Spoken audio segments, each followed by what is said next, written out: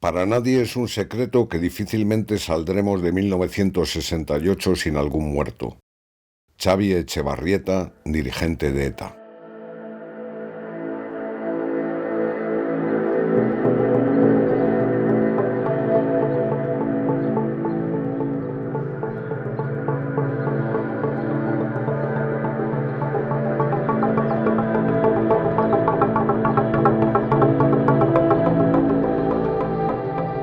Aquí fue el crimen. Aquí fue asesinado un viernes 7 de junio de 1968 a las 17:30 un joven guardia civil de tráfico. Aquí, en este paraje del término guipuzcoano de Aduna, próximo a la localidad de Villabona. Aquí derramó ETA la primera sangre de uno de los muchos inocentes cuyas vidas segaría en los años venideros. Porque hoy sabemos que la primera víctima de la banda terrorista no fue la niña Begoña Urroz. Begoña Urroz es el bebé que muere abrasado por una bomba que estalla en la cocina de la estación de Amara de San Sebastián el 27 de junio del 60, y es cierto que durante bastante tiempo se ha considerado que era el primer asesinato de ETA, pero hay pruebas evidentes de que no lo fue, ¿no? Una muy importante es que la Brigada de Investigación Social, en todos los informes que tiene sobre esas bombas, apunta al DRIN, al Directorio Ibérico Revolucionario de Liberación, que era un grupo hispano-luso de antifranquistas y antisalezaristas. Y otra muy importante es que el propio DRIL reivindica esos atentados, ¿no? El DRIL en Venezuela, que estaban ahí también exiliados, saca un comunicado diciendo hemos sido nosotros que nos han puesto las bombas. Entonces yo creo que hay pruebas sólidas que apuntan a que ETA no tiene nada que ver. Así que fue en este lugar exacto donde se vertió la primera sangre. Y la víctima, la primera víctima, se llamaba José Antonio Pardines Arcay y tenía 25 años. José Antonio había nacido en la localidad coruñesa de Malpica de Bergantiños. Era nieto, hijo y sobrino de guardias civiles, gente acostumbrada a estar hoy en un destino y mañana en otro, pero que volvían siempre en vacaciones al pueblo familiar, como volvió la madre de José Antonio buscando el apoyo de los suyos, los Arcay, cuando se supo encinta de él. Tenía dos hermanos menores, Manuel y José Luis. La madre, Estrella, falleció cuando él contaba 15 años. Su padre, José, que era cabo en aquellos momentos, recurrió a la ayuda de su hermana María para sacar adelante a los chavales en Santiago de Compostela. Hasta que, acabado el bachillerato, Toño se hizo guardia civil. Su primer destino fue el pueblo asturiano de Tudela de Beguín. Sin embargo, a José Antonio le atraían más las unidades motorizadas de la Benemérita, de manera que tras un curso fue adscrito a la agrupación de tráfico de San Sebastián. En la capital donostiarra se enamoró de Emilia, una joven con la que tenía intención de casarse y que llevó alguna vez a las fiestas de Malpica. Aquella mañana del viernes 7 de junio de 1968, en la agrupación le encomendaron un servicio de tarde a él y a su compañero, Félix de Diego, de 35 años. Tenían que acudir hasta un punto de la Nacional 1, Madrid-Irún, para regular el desvío del tráfico a causa de unas obras. Ambos llegaron a ese destino hacia las 17 horas y se colocaron separados uno del otro unos 2 kilómetros. Al filo de las 17:30, a José Antonio le resultó sospechoso un Seat Coupé blanco con matrícula de Zaragoza y le dio el alto. El coche no se detuvo. De modo que subió a su moto y le siguió hasta adelantarlo aquí, junto a una yesería que ya no existe, y le hizo detenerse. Colocó su moto delante del vehículo y se acercó a él para solicitar la documentación. En ese coche viajaban dos jóvenes de ETA. El coche era robado y la matrícula era falsa. Portaban DNIs falsos y portaban pistolas. ETA había nacido 10 años antes y todavía no había asesinado a nadie, pero esa posibilidad estaba latente desde su misma creación. Cuando nace ETA ya tiene una rama de acción. que está preparada para realizar acciones, ¿no? Y las primeras bombas de ETA son en otoño del 59. Es decir, menos de un año después de nacer ya pone bombas. Pone una bomba en el Gobierno Civil de Vitoria, pone una bomba en el diario Alerta de Santander y una bomba en una comisaría de Bilbao, de Indautxu y Bilbao, ¿no? Cuando ya pones bombas nada más presentarte, quiere decir que tu apuesta por la violencia está clara. Lo que no está tan claro es la apuesta por matar, porque es un salto que hay que dar, ¿no? Desde que nace el 58 hasta que 68 mata, pasan 10 años. Y cuesta mucho dar ese salto de matar. Esa retórica de la guerra imaginaria era algo bastante habitual en todos los partidos. De hecho, la gente que había estado en EGI, en las juventudes del Partido Nacionalista Vasco, decían con bastante razón que a comienzos de los 60 los verdaderos activistas eran ellos, eran los que ponían bombas, los que volaban monumentos franquistas, etcétera, mientras que los de ETA se dedicaban a discutir, se dedicaban simplemente a hablar. Y hablar de la necesidad de pasar a la acción, etcétera, y de la guerra popular prolongada y del ascenso de los focos guerrilleros hasta el ejército popular y las zonas liberadas, etcétera, pero todo esto era literatura. La violencia era un elemento mítico, era un elemento sagrado. Es más, luego ETA lo llegó a decir de una manera aberrante. La violencia era el único elemento garante que demostraba la pureza de las reivindicaciones revolucionarias. Si no había violencia, no había auténtica revolución, ¿no? Bueno, en esos estamos. Y en la primera ETA hay admiración por esos factores y otro más. La seducción por Irlanda. Pero ETA no consigue matar, o sea, no consigue llegar hasta el 68 porque tiene impedimentos. Unos de orden moral, hay muchos que son cristianos y lo de matar les da cierto reparo. Otros de orden totalmente logístico, no tienen armas, no tienen dinero, no tienen entrenamiento, no tienen liberados, y otros de tipo estratégico, no tienen una teoría. ¿Cómo vamos a empezar la lucha armada? No lo saben, ¿no? Tienen que estar debatiendo, tienen que estar leyendo, tienen que estar buscando un modelo internacional y les cuesta encontrarlo, ¿no? Hasta finales de los 60 no tienen un modelo claro que imitar, que va a ser los movimientos de liberación nacional del tercer mundo. Cuba, Vietnam, Argelia, antes Chipre, Israel, cuando lo encuentren. Pero va a haber una serie de pasos. En el 59 las primeras bombas, en el 61 intentan hacer descarrilar un tren de veteranos requetas guipuzcoanos, aunque fallan. En el 63 dan la primera paliza a un maestro en Zaldívar, que es la primera acto de violencia contra un ser humano. Pero en el 65, por ejemplo, en la Muga, hay un grupo de etarras, entre ellos y Madariaga, que pasa a España desde Francia para participar en una asamblea y les detiene a la Guardia Civil, una pareja Guardia Civil. Y hay un enfrentamiento y les apalean a los guardias civiles, los dejan ahí inconscientes en los Pirineos, cerca de los Pirineos navarros.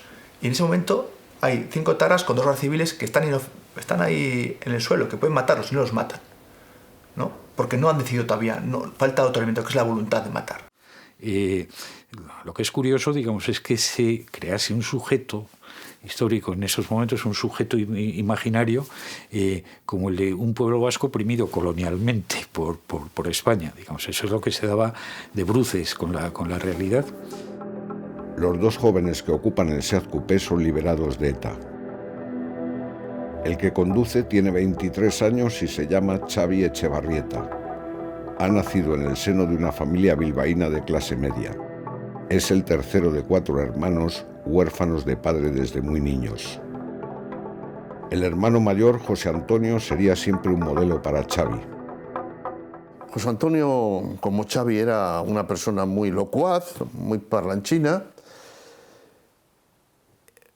con un defecto que era propio de aquella edad y de esa gente joven comprometida.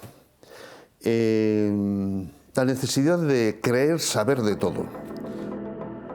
José Antonio había pertenecido a las juventudes del Partido Nacionalista Vasco y había estado en la cárcel antes de ser de los primeros jóvenes en contribuir a la creación de ETA. Xavi ha estudiado en los Escolapios de Bilbao hasta el preuniversitario y luego ingresó en la Facultad de Económicas, donde se ha licenciado ahora hace un año.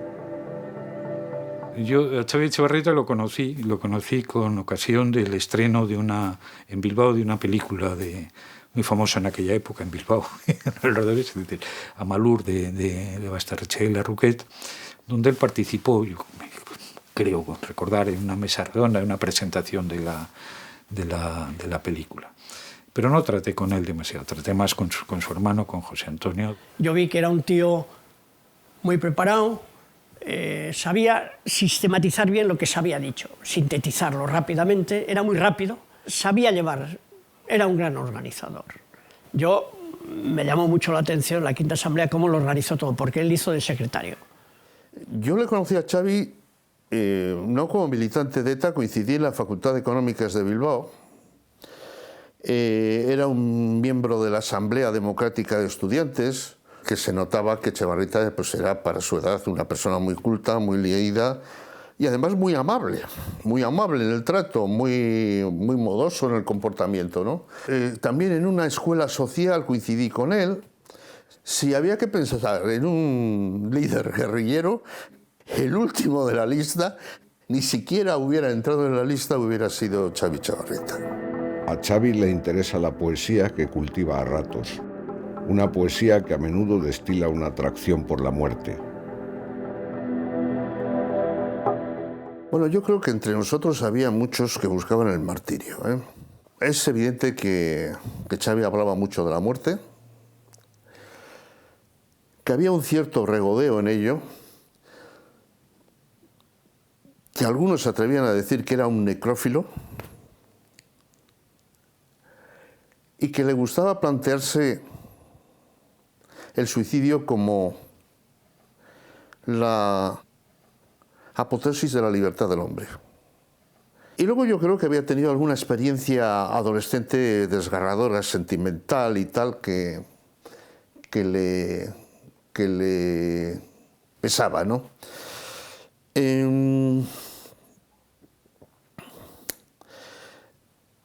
Por otro lado, en lo que era el análisis de los comportamientos del resto, tenía una osadía que normalmente la gente de esa edad no tiene, ¿no? Él, por ejemplo, decía, no, y lo decía con toda tranquilidad, el problema nuestro es que somos un nudo de complejos, todos nosotros, somos unos acomplejados, lo decía con una tranquilidad impresionante, ¿no? Hasta tal punto que a veces te decías, oye, te voy a dar una hostia, porque ¿qué es esto de decir las cosas así? Pero tenía esa desfachatez, quizás porque él se había mirado mucho para adentro. Y su resultado final de ese análisis no era precisamente agradable para él. Yo creo que era bastante desgarrador, ¿no?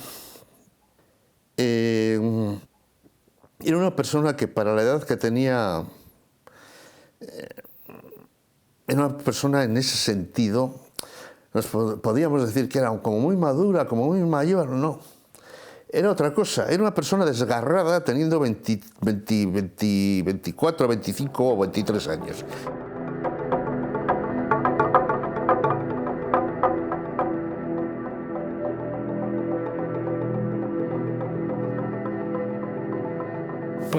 Mario Naindía, recuerdo en una entrevista que yo le hice y que publiqué posteriormente, que Mario decía que, bueno, Etxebarrieta le parecía un tipo quijotesco y por quijotesco peligroso, o sea, que hablaba de una imagen que se le había quedado muy fija de Etxebarrieta, decía Mario Naindía, era un día en que le vio en el piso donde estaban, en el piso de Liberados, en ropa interior, en calzoncillos, apuntando con una pistola a un espejo. Y dijo, bueno, es un poco esa imagen casi arquetípica del suicidio, ¿no? Entonces Mario decía que realmente, digamos, no era un problema exclusivo de Etxebarrieta, sino de todo ese núcleo de liberados de su época, de mediados de los 60, que estaban mucho más dispuestos a inmolarse y a ser muertos que a matar. Digamos, por el hecho de que venían de un cierto tipo de cultura católica en la posguerra, nacionalista, etcétera, etcétera. Y esa era un poco nuestra actitud. Era, decía Mario, un derrotismo absoluto donde sabíamos que íbamos a morir. De hecho, a mí en la primera entrevista, digamos, que tuve, informal, además con uno de mis primos que intentó captarme, digamos, lo que se me presentó, digamos, como panorama casi inexorable, era que tarde o temprano, digamos, iba a caer, que tarde o temprano, digamos, o me iban a matar o la policía, digamos, me iba a detener, en cuyo caso debía prepararme para un interrogatorio sádico.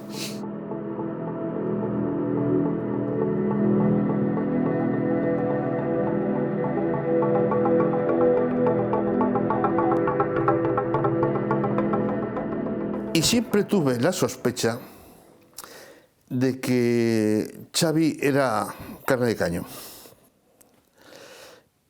Primero por su discurso necrofílico, su obsesión con el tema de la muerte, pero es que pocas fechas antes él había escrito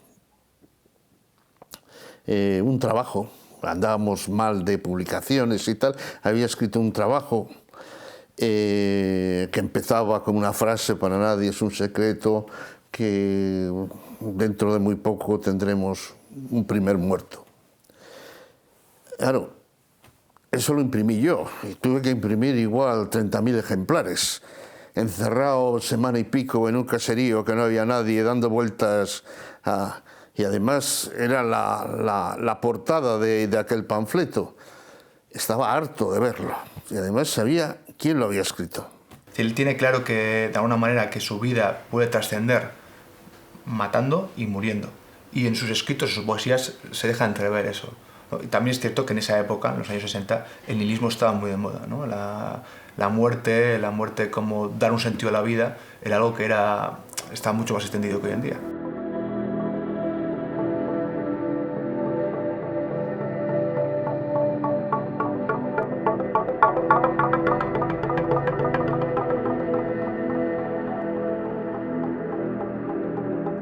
Xavi padece una severa bronquitis desde la infancia.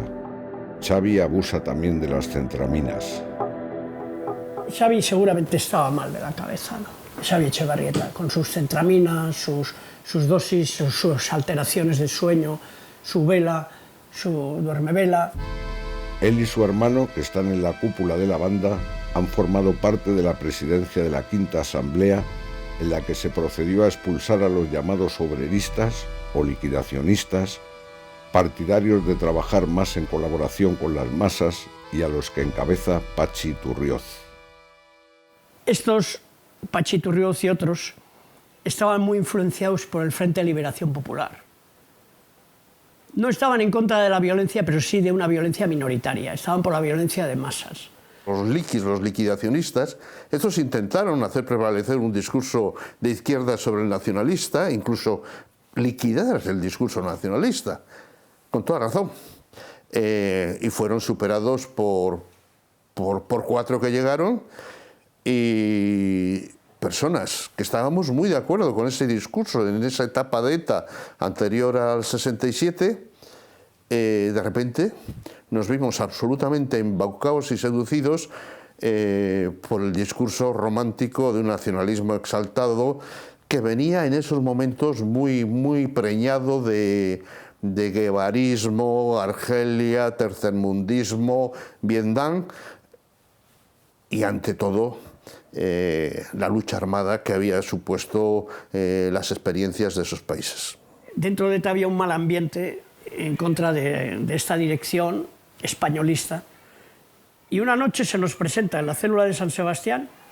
Éramos 4, 5, 6 personas, no recuerdo muy bien. Algunos nombres conozco perfectamente por lo que os voy a contar. Y se presenta Julen Madariaga, que hay que matar esa misma noche, a Pachi Turrioz, a mi jefe, que había que matarlo. Este Madariaga era un gran jefe de ETA, de los del exterior, con el que yo había estado una semana en Bélgica en un cursillo de marxismo acelerado con estos amigos de París. Que hay que matar.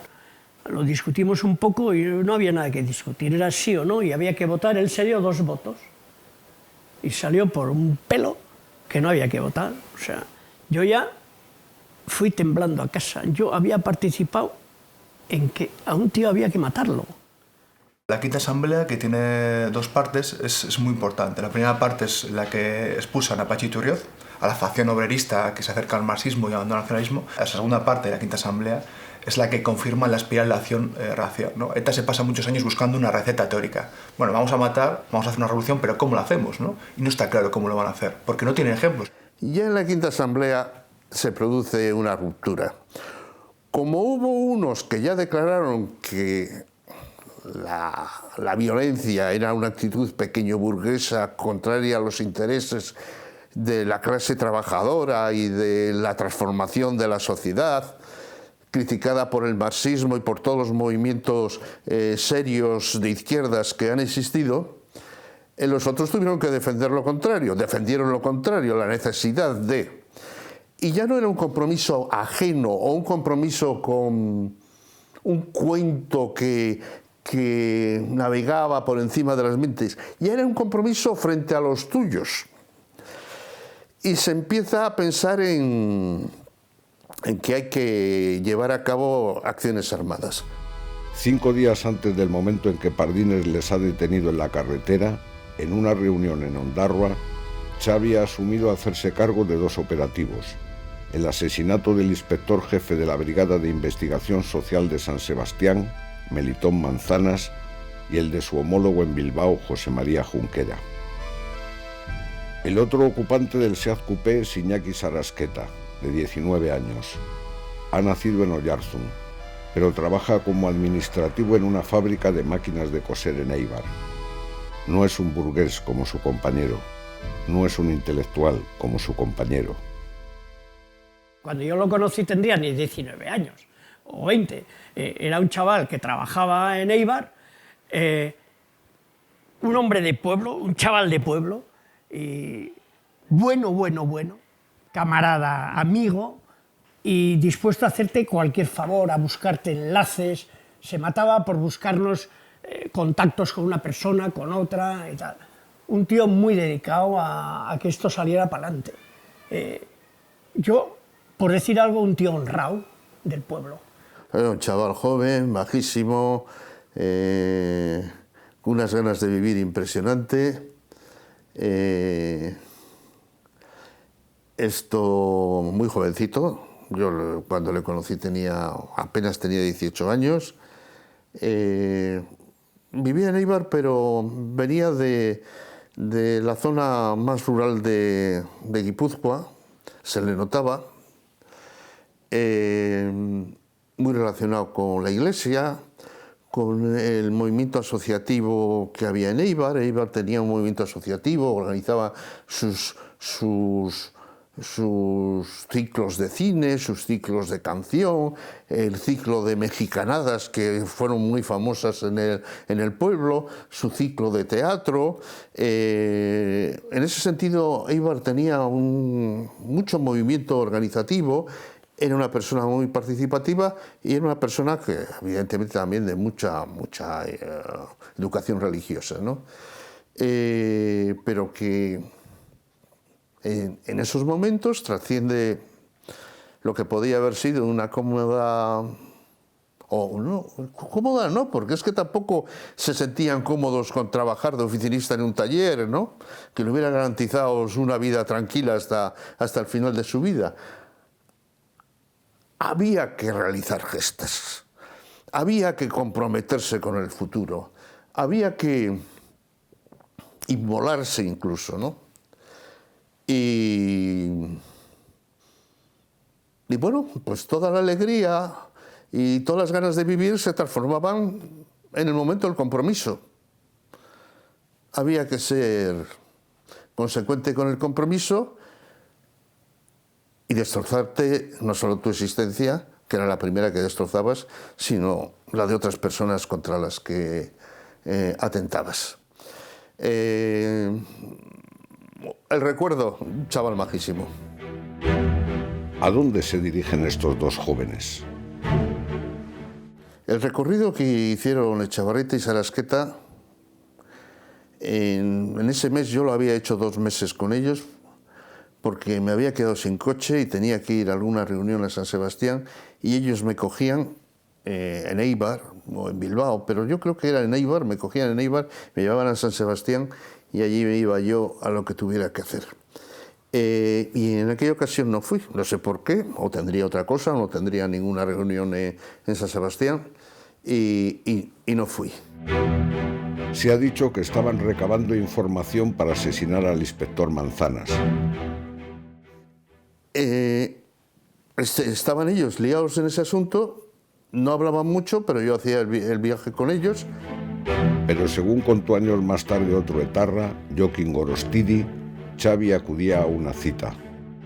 El día que le mataron, Xavi Etxebarrieta, teníamos una cita concertada en Beasain, concretamente al lado de una imagen que es denominada San Martín de Loinaz. Xavi se dirigía de San Sebastián hacia Beasain y yo de Eibar hacia Beasain, concretamente a entregarle unos explosivos de dinamita que los íbamos a colocar en San Sebastián. Vete a saber, porque ahí todo el mundo, en aquella pandilla de Pancho Villas, hacía lo que le daba la gana. Sospecho que no fue una razón, porque hacía poco en una cantera de Vizcaya habíamos encontrado no dinamita, gelignita, y teníamos 2 sacos de gelignita que no sabíamos qué hacer con ella, ¿no? Entonces, tampoco era... Bueno, primero, apenas poníamos bombas. Segundo, teníamos aquello que se nos iba a estropear. Y tercero, tampoco era tan urgente ir a por dinamita a la frontera. Otra cosa es que hubieran conseguido, los que estuvieran en el exterior, algún mini cargamento de armas, ¿no?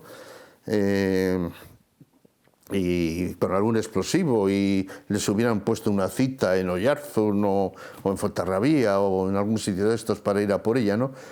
Pero no porque era una rutina, ¿eh?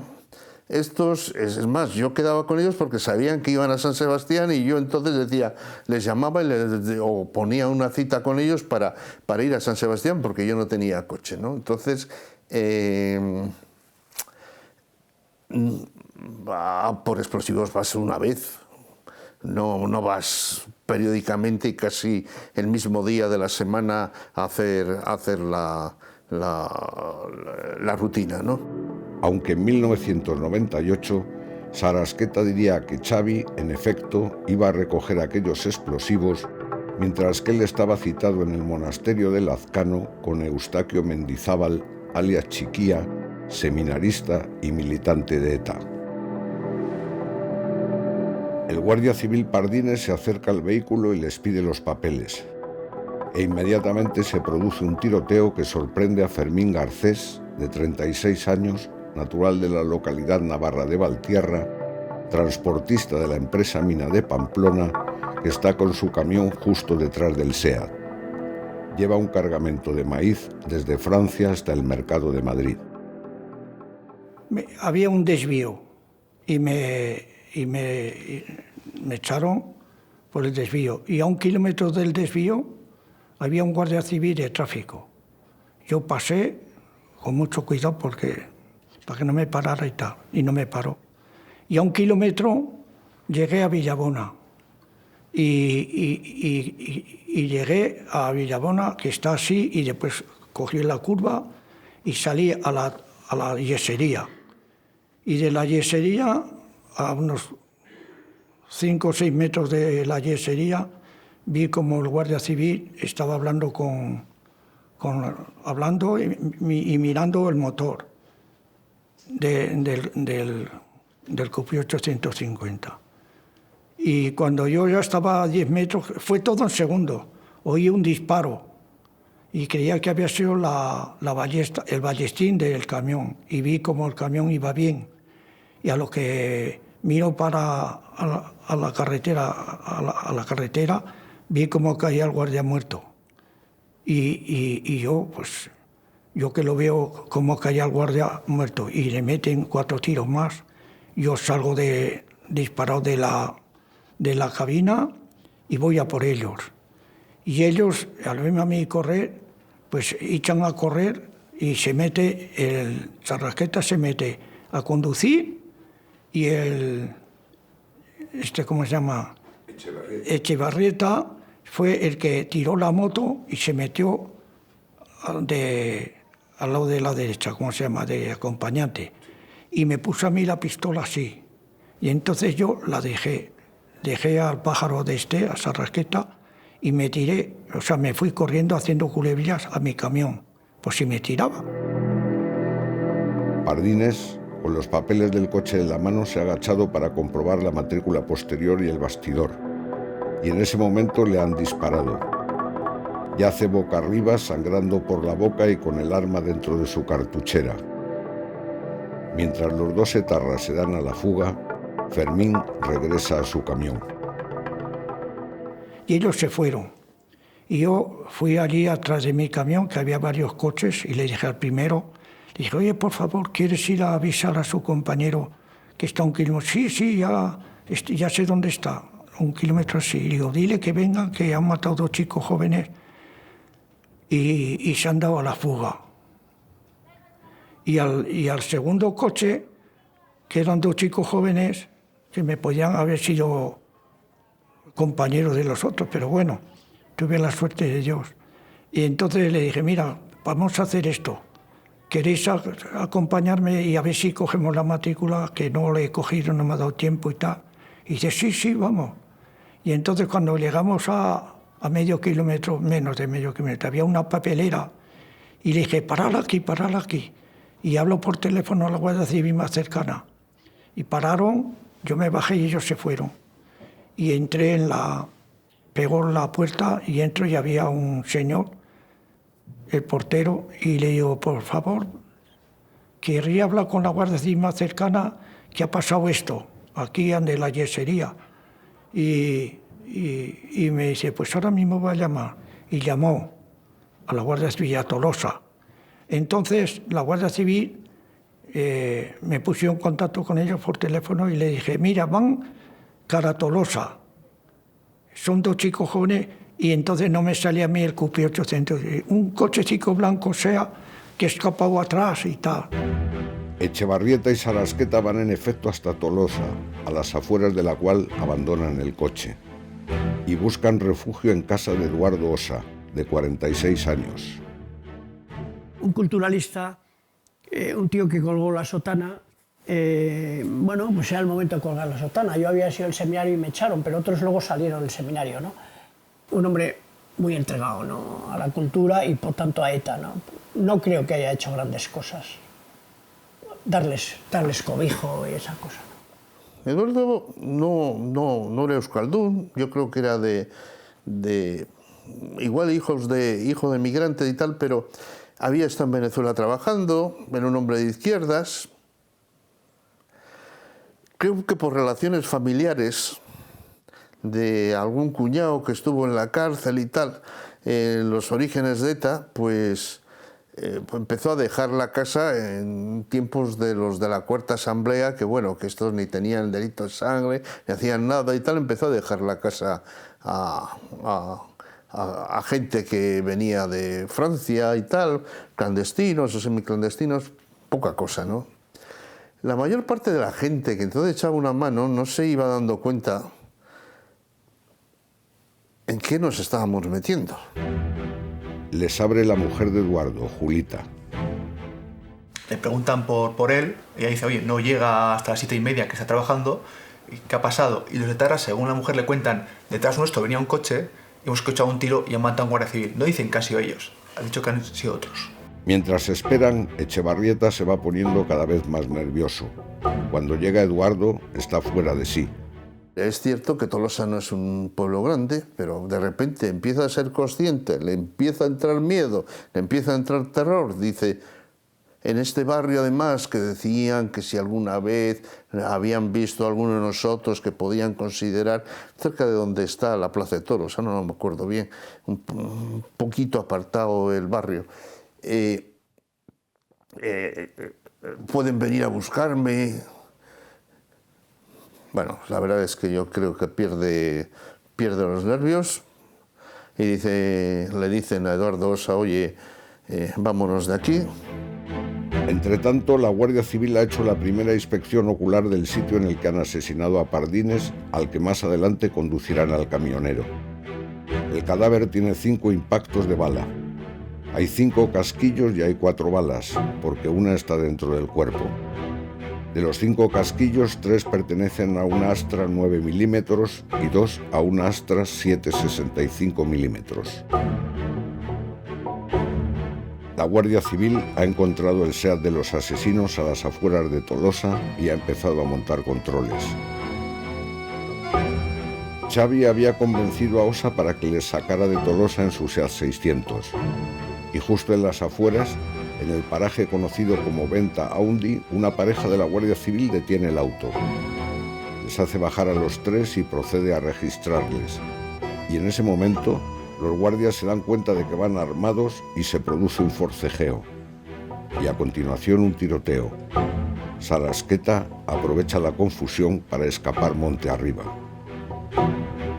Ossa sube a su coche y se da la fuga. Uno de los guardias hace blanco en una ventanilla para marcar el vehículo. Xavi se queda solo y resulta mortalmente herido en la refriega. Hay un momento en el que Xavi Etxebarrieta está mal herido en el suelo, se acerca a un guardia civil y le pregunta de qué organización eres, de quién eres, ¿no? Y el tío Etxebarrieta le dice, y están las últimas palabras: déjame en paz, yo no he hecho nada, traedme un cura. Y repite, traedme un cura, ¿no? Y al final no llega al hospital, muere. Sarasqueta huye por el monte hasta que detiene un Renault 4L y obliga al conductor a punta de pistola a llevarle hasta las proximidades de Regil. En 1998 contaría que el conductor era casualmente pariente lejano suyo y que había sido este el que le pidió que no tirara la pistola para hacer más verosímil, si les detenían, que actuaba contra su voluntad. Al llegar a Regil se deshace de la pistola y entra en el pueblo.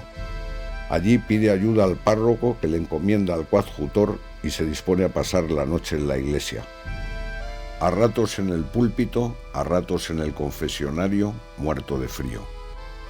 A punto de amanecer le descubre el sacristán, que corre a avisar a la Guardia Civil. Algunas mujeres van llegando para oír la primera misa. Sarasqueta sale y comprueba que la iglesia está rodeada. Le capturan y los guardias le obligan a llevarles al lugar donde se desembarazó del arma. Está sin balas.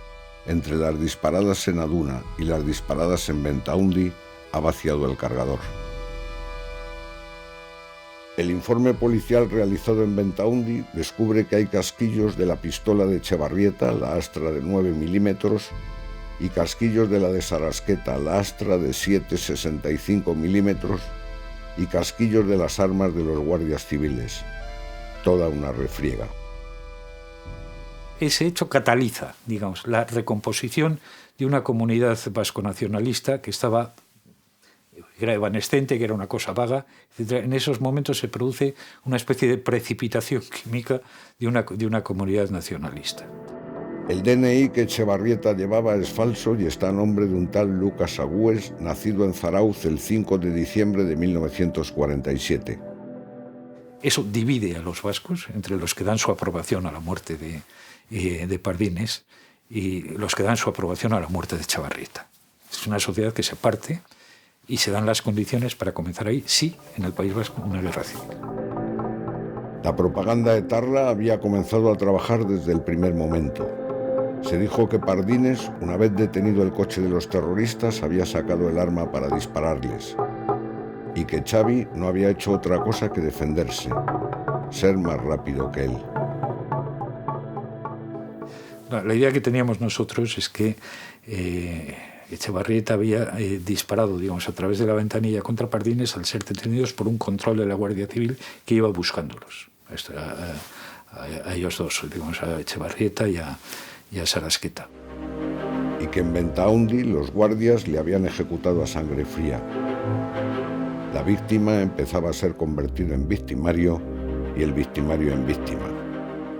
Cogemos Le Monde y vemos Xavi Etxebarrieta, lo de Ventaundi, no sé cómo estaba contado, nos miramos y dijimos, ya está, la locura ya está en marcha, van a empezar las muertes.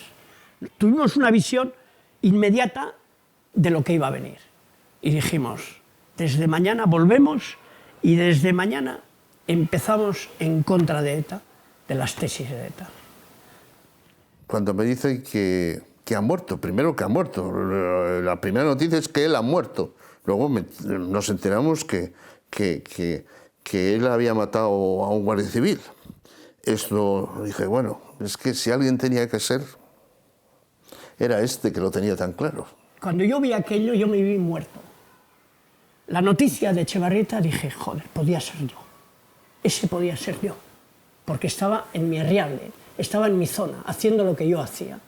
Ese podía haber sido yo. Y esa alucinación, ese pasmo, ¿no? Y no soy yo, es él. Es decir, ¿y yo qué? Pero mi vida es otra cosa. No, es como todas, es como todas. Y he tenido esa inmensa suerte. A mí lo primero que me dicen es le han matado a Xavi. Bueno, le han matado a Pepe. El nombre de guerra de Xavi era Pepito. Le han matado a Pepe. Y creo que fue Izco y Jone Dorronsoro, entonces estaban casados, los que me lo dicen. Bueno, pues impresionado, afectado.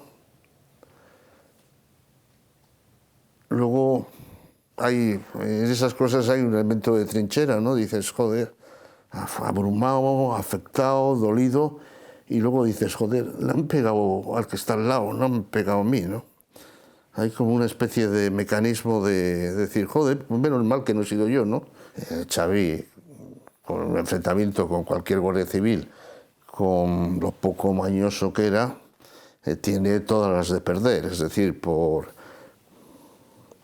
Y la sospecha de muchos que surgió enseguida, Xavi se ha dejado matar. Xavi ha ido a que lo maten, ¿no? Porque claro, Sarasqueta se marcha andando, Eduardo Osa se marcha en el coche, ¿cómo estarían los guardias, no? Los guardias estarían absolutamente superados ante el servicio que les habían obligado a hacer. ¿Qué ha pasado aquí? Bueno, pues Xavi se ha dejado matar. Xavi, o ha hecho gesto de que él iba a matar, pero bueno, desastre total, ¿no? Y bueno, lo asumes, lo padeces, y dentro de la lógica de grupo y de la dinámica belicista, bueno, belicista no, ojalá hubiéramos tenido un ejército, de la dinámica guerrillerista, y dices, bueno, pues hay que vengar esto, ¿no? Vamos a ver, el relato era un relato retórico y que tendía, por lo tanto, a la persuasión o la convicción, ¿no? Pero yo creo que nosotros queríamos ser persuadidos. Quiero decir, nosotros queríamos creer nuestros propios mitos en aquel momento. Y lo básico era que era un mito maniqueo. Es decir, todo lo que viniera del régimen era criminal, contra un pueblo inocente y oprimido, que era el pueblo vasco. Ese era prácticamente el trasfondo ideológico de la cuestión. Un pueblo que estaba oprimido y colonizado por España. O sea, que la guerra civil española había sido una guerra imperialista contra los vascos. ¿Y qué decía Sarasqueta? Él aseguró no conocer el nombre de su compañero, identificado enseguida por la policía, y al que achacó desde el primer momento lo sucedido en Aduna. Eso mismo fue lo que sostuvo en el Consejo de Guerra que se celebró el 15 de junio en el acuartelamiento de Loyola de San Sebastián, donde el abogado Juan María Vandrés asesoraba al militar encargado de su defensa. El fiscal mantuvo que mientras Pardines comprobaba la documentación, ambos bajaron del vehículo y le dispararon en 3 ocasiones, tras lo cual Xavi le remató con 2 disparos más. Sarasqueta negaba haber disparado una sola vez en Aduna y en Bentaundi y culpaba a la policía de amañar las pruebas. Pero como sostiene el historiador Gaizka Fernández, es imposible que tras conseguir su pistola en Regil, las autoridades hubieran alterado unas evidencias que ya habían sido documentadas en el atestado con el visto bueno de un juez y con unos cuantos periodistas presentes. El abogado defensor pide la absolución. Se le condena a 58 años de cárcel. Pero el juicio es inmediatamente anulado porque ha tomado parte en él, como vocal, un capitán de veterinaria, cuando según el Código de Justicia Militar, en los consejos de guerra contra paisanos, todos los vocales deben pertenecer a las armas combatientes. Así que se repite 12 días después. Y en esta ocasión varía la sentencia. Sarasqueta es condenado a pena de muerte. El padre Arrupe, prepósito general de los jesuitas y algunos organismos oficiales guipuzcoanos, solicitan al jefe del Estado la conmutación del castigo máximo por el de cadena perpetua. Y el 22 de julio, Franco accede a esas peticiones. El 9 de junio los restos de Pardines habían sido llevados desde San Sebastián, tras una misa en el Hospital Militar, hasta Malpica, a donde llegaron poco antes del amanecer del día 10. Luego, a las 4 de la tarde, se celebró un funeral en la iglesia de San Julián, oficiado por el párroco don Benigno Rocamonte, que fallecería a los 103 años y que está enterrado muy cerca de Pardines. Don Benigno diría en una entrevista muchos años después: le mataron los contrarios. Y a continuación, el féretro se trasladó hasta el cementerio, donde se le dio sepultura en el nicho que ocupaban los restos de su madre. Se cuenta que ese día se presentó ante don Benigno un sacerdote vasco enviado por la familia de Sarasqueta para solicitar el perdón de los Pardines. Pero su hermano Manuel, con el que hablamos en 2017, aunque se negara a ser grabado, no tiene constancia de ese hecho. Un particular que quiso conservar el anonimato le entregó al padre de Pardines un cheque por valor de 50.000 pesetas. José Pardines Blanco, que llegaría a ser subteniente, fallecido en 2017, no se repuso de la muerte de un segundo ser querido. Pronto solicitaría la baja y prácticamente se encerraría en la casa que se construyó en Malpica con su nueva mujer y sus 2 hijos, uno de los cuales, Manuel, llegaría a ser alcalde del PP en 2 legislaturas. Solo accedió a acudir a un homenaje a la Guardia Civil de Tráfico, donde se le hizo entrega de una medalla de oro. Al año siguiente, en Malpica, se le dedicó una placa a Pardines en la Plaza del Campo. Nadie recuerda hoy cómo y cuándo desapareció, o cuándo finalmente se le dedicó una pequeña calle que lleva hasta la playa y cuya placa ha sido renovada por última vez en 2013, en la que reza con cierta ambigüedad que murió en acto de servicio. Como tantas víctimas, y pese a ser la primera de ellas, su memoria fue cayendo en el olvido del que salió sobre todo en 2015, cuando la Benemérita, que 10 años antes le nombrara cabo honorífico, bautizó con su apellido la macrooperación contra la cúpula de ETA en Baigorri, Francia, que supuso la desarticulación de la banda. Por contra, el mundo etarra aupó la figura de Etxebarrieta desde muy pronto a los altares, como su primer mártir y su primer héroe. Le compararon con Sabino Arana, con el Che Guevara, con el general carlista Zumalacárregui, y a los pocos días de su muerte se convocaron funerales. El más importante, el del 13 de junio, en la iglesia bilbaína de San Antón, su parroquia, donde oficiaba don Claudio Gallastegui, que celebraba misas en euskera cada domingo a las 11 de la mañana, a las que acudían los fieles nacionalistas. Se decía que era el culto de don Claudio porque cuando pasaban las sacristanas la bolsa decía recaudación para el culto, y todos decían para el culto de don Claudio. Bueno, pues yo le conocí muy poco a don Claudio. Hombre, era por los detalles que sé, pues el típico cura nacionalista de este país, apasionado de la gesta de cualquier militante de ETA, ¿no? Estuve en el funeral de Etxebarrieta en San Antón, la misa funeral. Digamos, era casi obligado. Es decir, San Antón era la iglesia de Bilbao donde se celebraban misas en euskera. El párroco de San Antón era don Claudio Gallastegui, que era un sacerdote, digamos, vinculado al nacionalismo. vascófono, euskaldún, hablaba en euskera y celebraba una misa en euskera. Entonces, digamos, los nacionalistas de Bilbao, digamos, nos reuníamos en esas misas todos los domingos. No había muchos, ¿no? Los nacionalistas culturales activos que hablábamos en euskera o que queríamos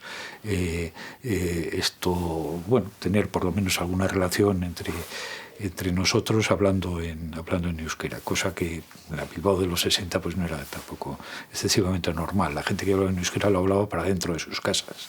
No había, digamos, ámbitos sociales donde se pudiera, digamos, hablar en euskera con normalidad. Entonces, el funeral de Xavi Etxebarrieta, que había ido a esas misas, cuando iba a misa todavía, pues se hizo en San Antón, donde era además de alguna forma su parroquia, don Claudio lo conocía, y se hizo el funeral allí. Iba a haber un funeral el funeral en San Antón y estuvimos Mario y yo preparando un poco una infraestructura para si después se producía una manifestación en la zona y tal. Estuvimos fabulando. Bueno, para decirte lo que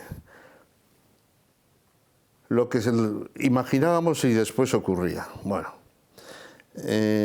Mario y yo nos compramos 4 cajas de Coca-Colas y nos bebimos 4 cajas de Coca-Cola. Sobre todo a Mario le gustaba mucho. No era Coca-Cola, era Pepsi-Cola. A Mario le gustaba la Pepsi-Cola.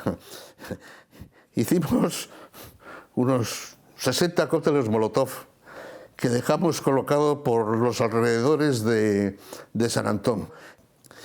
Otro fue a las vías del tren y cogió sacos de piedra que dejó en determinados puntos de los alrededores de San Antón. Se produce el funeral, sale la gente, carga los grises, no demasiado, pero hubo cargas, hubo algún detenido. Ni una sola piedra, ni un solo cóctel Molotov. Lo cogieron los aguerridos comandos preparados para hacer frente a las cargas policiales. Y había más de 20 puntos con cócteles Molotov en la zona. Después del funeral, la policía cargó, nos dispersamos, unos se fueron hacia la zona de San Francisco, por el puente de San Antón o por el puente de la Merced, otros nos fuimos hacia el Casco Viejo, pero duró muy poco tiempo. O sea que... ETA se da cuenta de que ese momento hay que aprovecharlo, ese momento de solidaridad de la población, de una parte importante de la población vasca, tiene que aprovecharlo, ¿no? Y la receta de espiral acción-reacción dice que cuando cometemos un atentado y hay represión y la población nos apoya, hay que cometer otro atentado para que la espiral siga creciendo. Así que el 2 de agosto del 68 mandan a 2 comandos, uno a Irún a matar a Manzanas, otro a Bilbao a matar a Junquera. La diferencia está que Junquera está de vacaciones, no le pillan en casa, y Manzanas sí. Manzanas está en casa y lo matan. Pero su muerte ya había sido decidida muchísimo antes. A Xavi se le cantó, se publicaron sus poemas.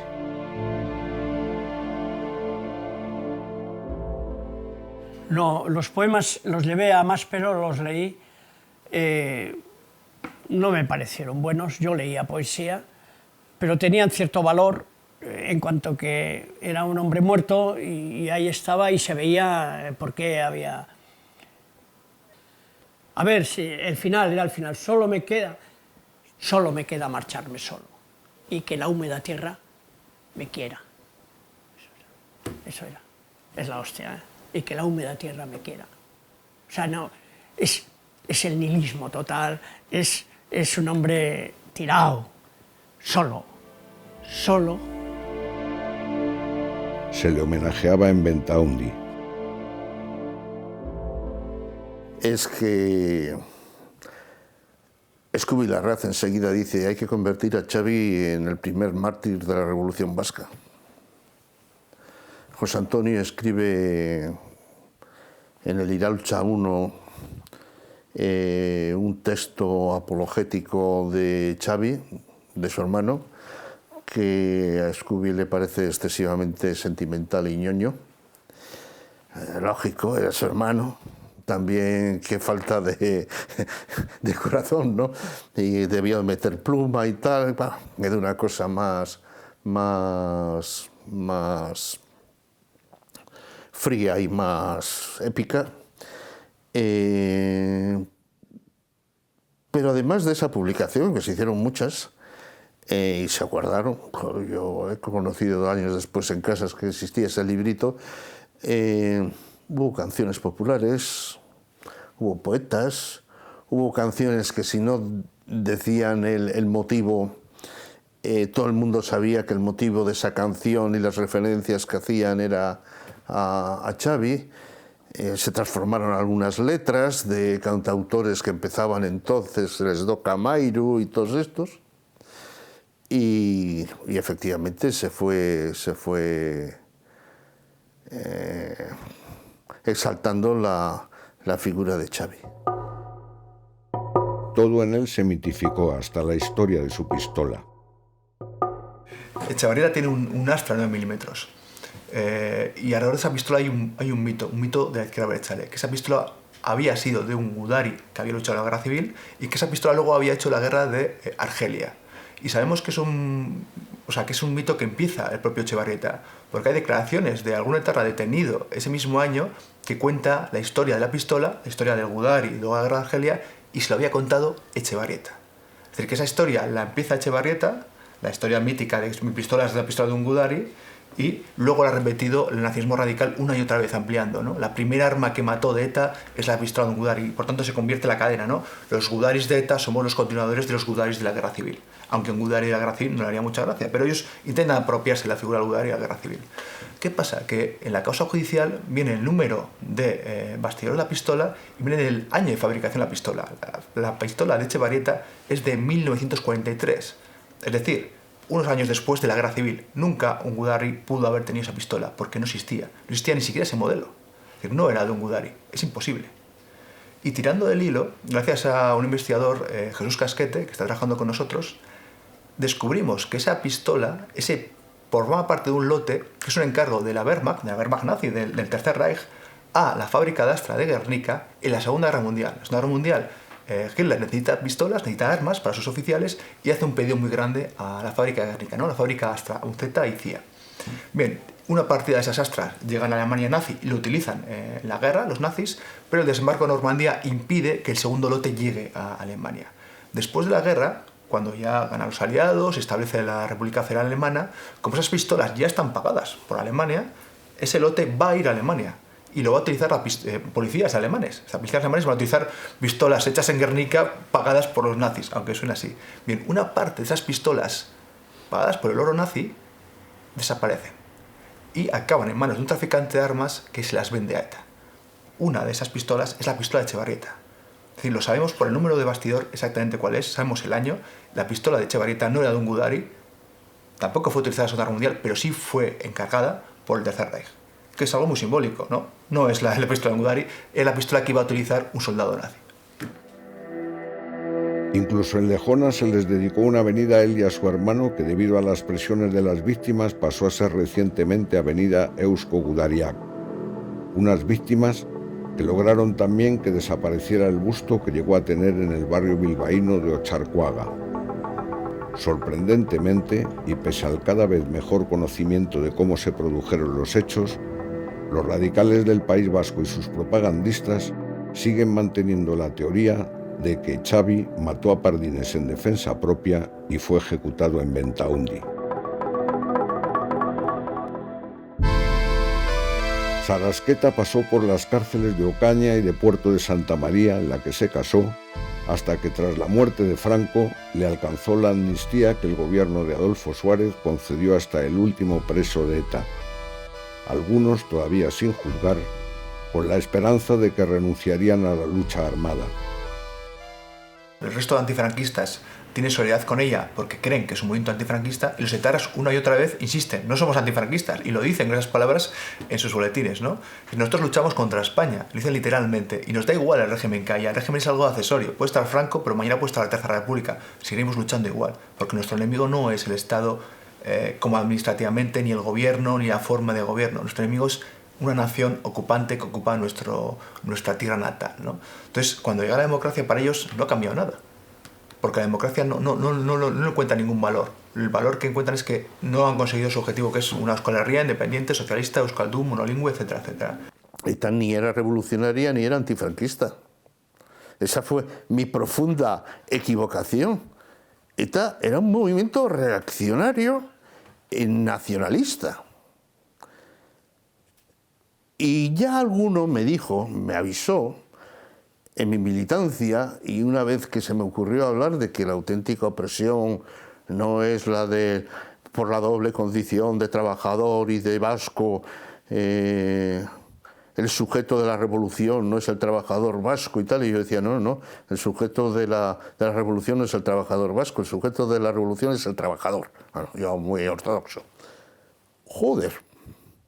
Y ya alguien casi me amenazó y me dijo, tú, Teo, eres solo políticamente vasco, no eres culturalmente vasco, tú eres antifranquista, no eres nacionalista y vas a tener problemas después. O sea, yo creo que ETA en ningún momento se planteó una salida democrática del franquismo. Quizá esto en el mundo del Partido Nacionalista Vasco, los Ajuriaguerra, etcétera, lo tuvieran más claro, que la salida del franquismo iba a ser una salida democrática. En ETA jamás pensamos en eso, pensamos en un final que sería, digamos, un acuerdo entre de poder militar a poder militar, o sea, es decir, un típico modelo, digamos, marxista-leninista, ¿no? Es salir de una situación revolucionaria, digamos, con unas organizaciones fuertemente militarizadas, ¿no? Bueno, por supuesto, todo esto era puro delirio, ¿no? Pero era lo que en aquel momento pensábamos. Naturalmente. Lo mismo que decía el cura y el maestro de la cárcel. El auténtico enemigo no es el marxismo, es el liberalismo. Extraditado provisionalmente a Oslo, al cabo de un mes y tras 9 años de cárcel, Sarasqueta quedó en libertad. En ese tiempo había dejado de ser de ETA para militar en la Liga Comunista Revolucionaria. Volvió a su antiguo empleo en la fábrica de máquinas de coser y luego pasó a ser corrector de pruebas en el diario Proetarra Egin.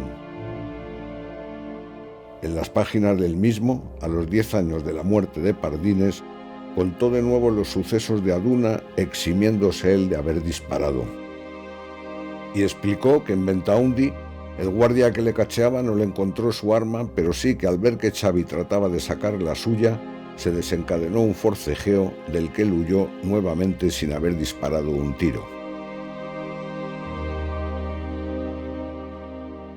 Y en 1998 declararía al diario El Mundo que Xavi, que estaba nervioso por el abuso de Centraminas, decidió matar al guardia en vez de desarmarlo como él proponía. Moriría en 2017 manteniendo que él no disparó nunca a nadie. Esa versión que cuenta el 98, los historiadores lo hemos repetido una y otra vez. Es decir, nos la hemos creído.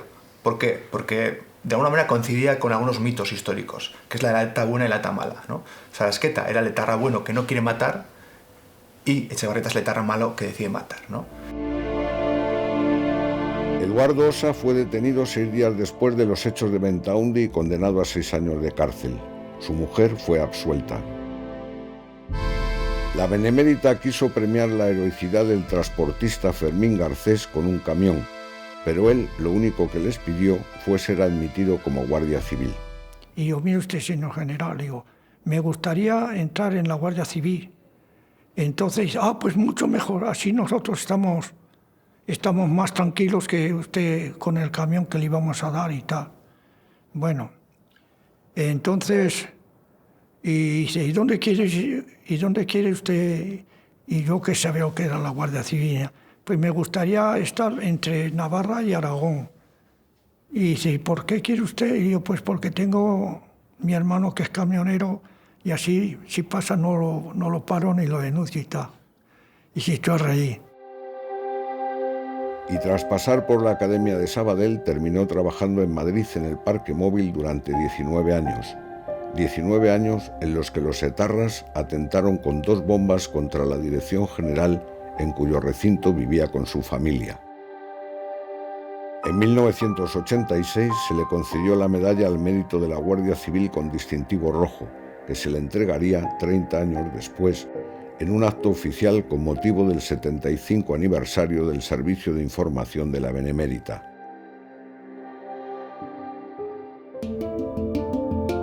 Pero hay un personaje que hemos dejado fuera de foco de los que tuvieron que ver con aquellos sucesos del 7 de junio de 1968.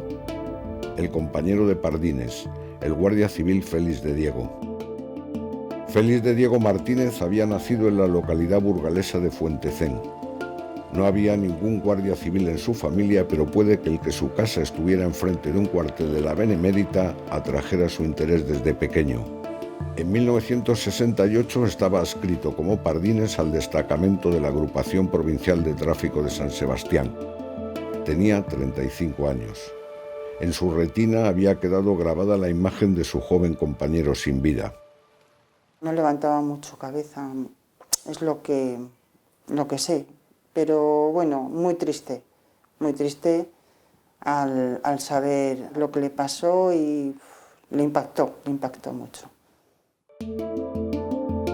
9 años después, cuando ya patrullaba el Land Rover, el vehículo en el que viajaban su compañero y él cayó en el alto de Chegárate por una pendiente de 70 metros de altura.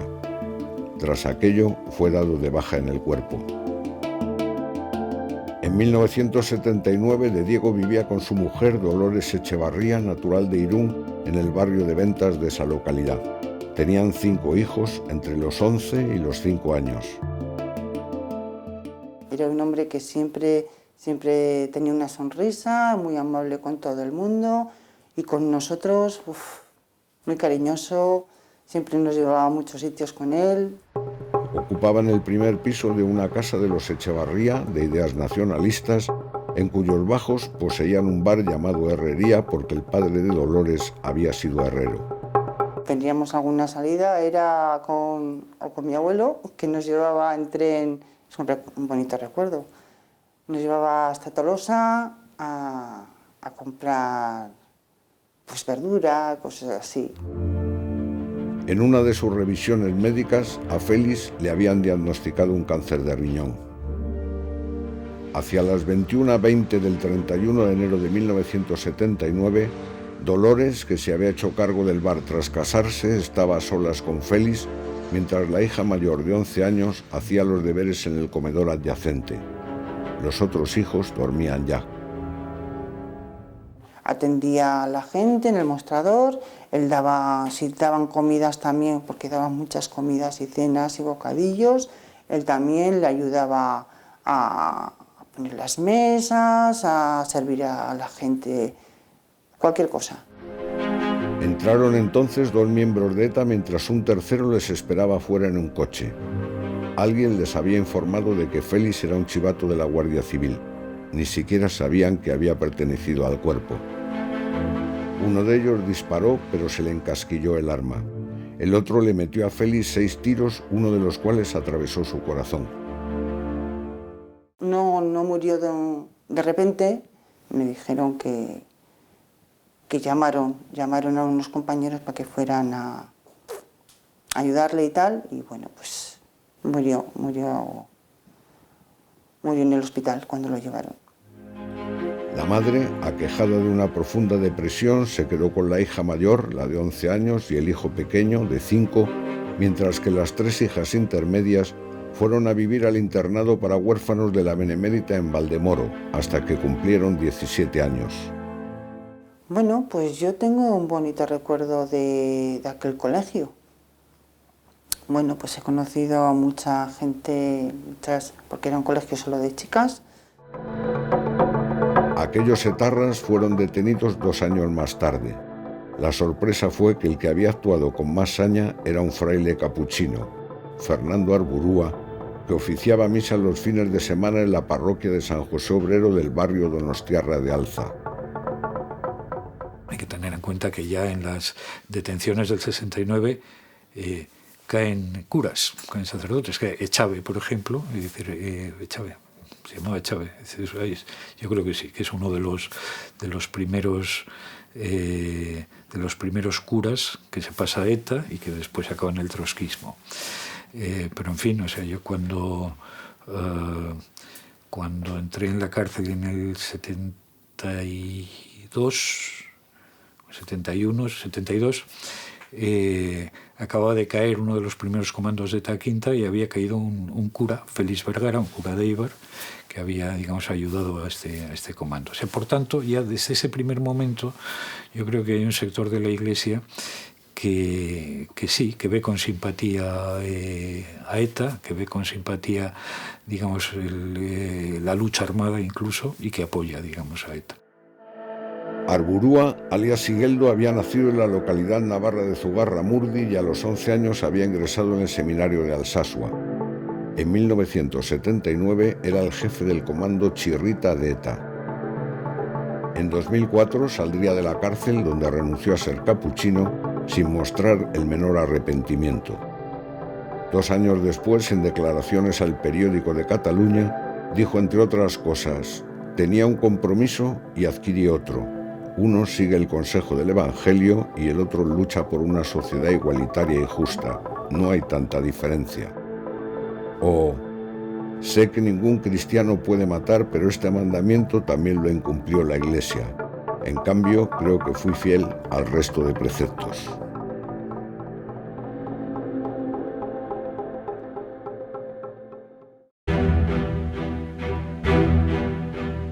José Antonio Pardines Arcay, el primero de una macabra estadística de la que también forma parte su compañero Félix de Diego Martínez.